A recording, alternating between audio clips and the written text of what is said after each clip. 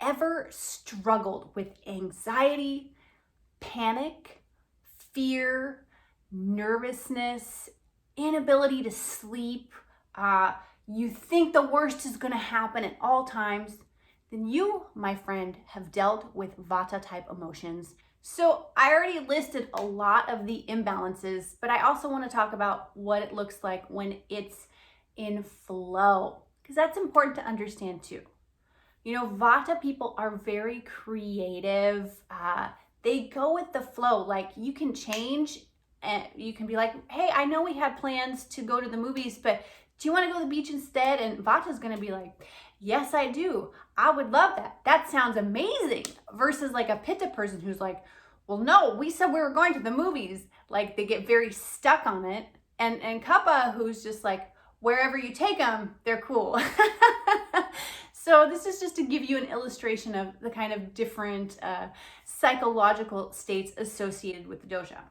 You know, I don't want to downplay how tremendously difficult panic and anxiety and nervousness and fear are, because they can be so debilitating. But remember, we have some very powerful tools at our disposal.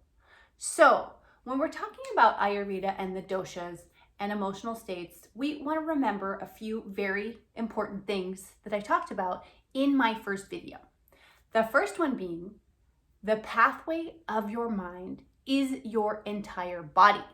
And this is letting us know that when you have vata type emotions regularly, you are almost guaranteed to have a vata type imbalance in your physical body. And the reverse is also happening. If you have a lot of anxiety and fear, you will create vata type conditions in your body because you won't be able to do the things that balance vata well, like be still and eat enough food to root into your organism. So that being said, you know, emotions are really a signal. When you are having signals like anxiety, fear, ungroundedness, constant agitation, and like just ADD in general, this is a major sign from your body and the universe that you need to slow down. There's this hyperactivity that can actually lead to total inaction, right? Like, you feel so strung out and this constant compulsion that you need to be doing something that you won't actually finish any task you're working on, because that compulsion, you're like, I needed to do that, but I need to do that too. You're getting pushed in 100 different directions and then nothing gets finished. And this is really classic vata. What can you do about it? Well, if you're having these symptoms, you do the vata pacifying protocol, right? So you're going to eat that heavier food. You're going to do one thing at a time. And for God's sakes, you are not going to drink any coffee or caffeine. That is not allowed. And if you're saying to yourself, if this is you, you're watching this and you're like, oh, she's right. I am nervous. I don't get stuff done, but I'm exhausted. I need that caffeine to keep going.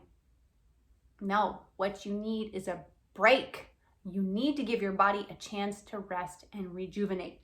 So vata type emotions, anxiety, nervousness, agitation, these are all telling you you have a vata type imbalance in the body that you need to work on through a vata pacifying diet and lifestyle.